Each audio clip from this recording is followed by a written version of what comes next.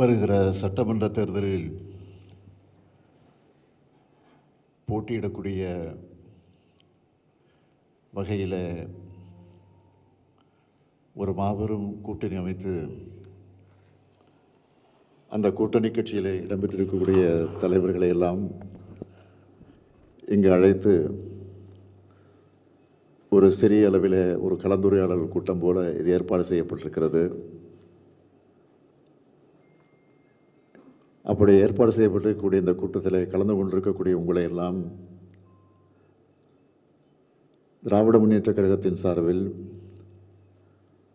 கூட்டணி கட்சியுடைய தலைவர் என்ற முறையில் உங்கள் அத்தனை பேரையும் நான் வருக வருக வருக என்று வரவேற்க கடமைப்பட்டிருக்கிறேன்.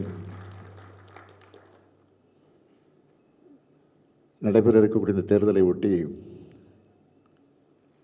நாம் அமைத்திருக்கக்கூடிய இந்த கூட்டணி புதிதாக அமைக்கப்பட்ட கூட்டணி அல்ல. தொடர்ந்து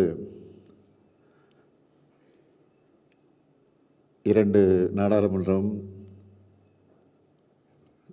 ஏற்கனவே நடந்து முடிந்திருக்கக்கூடிய 2021 நடைபெற்ற சட்டமன்றம், இடையில உள்ளாட்சி அமைப்பு தேர்தல், இடைத்தேர்தல்கள் ஆக தொடர்ந்து ஒரு மாபெரும் கூட்டணி அமைத்து, இன்னும் சொல்ல வேண்டும் என்று சொன்னால், இதுவரையில் தமிழ்நாட்டில் மட்டுமல்ல இந்திய அளவிலே கூட இல்லாத வகையில்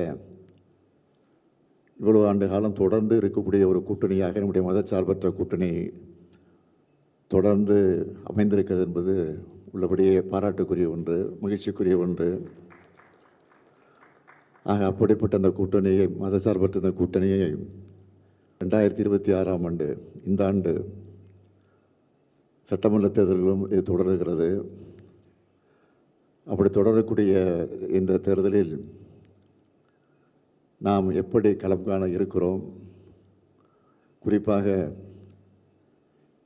ஒவ்வொரு கட்சிக்கும் எவ்வளவு இடங்களை, எண்ணிக்கையில் எவ்வளவு இடங்களை வழங்குவது என்று கலந்து பேசி, அதைத் தொடர்ந்து எந்தெந்த தொகுதி என்பதையும் அது குறித்தும் கலந்து பேசி அந்த முடிவு எட்டியதற்கு பின்னால் இந்த கூட்டம் நடைபெறுகிறது. இந்த கலந்துரையாடல் கூட்டத்தை ஏற்பாடு செய்திருக்கிறோம். எல்லாவற்றையும் மறந்து இந்த கூட்டணியை நாம் அமைத்திருக்கிறோம். ஏற்கனவே இருந்த கூட்டணியை விட இப்பொழுது இன்னும் சில கட்சிகள் சேர்ந்திருக்கிறது என்பது உங்களுக்கு தெரியும். இந்த கூட்டணி வெற்றிகரமாக அமைத்திருக்கிறோம். ஆக அப்படி அமைத்திருக்கக்கூடிய இந்த கூட்டணி கட்சியினுடைய தலைவர்கள் எங்களுடைய அழைப்பை ஏற்று வந்தமைக்கு நான் மீண்டும் ஒரு முறை என்னுடைய இதயபூர்வமான நன்றியை தெரிவித்து என் உரையை நிறைவு செய்கிறேன். நன்றி.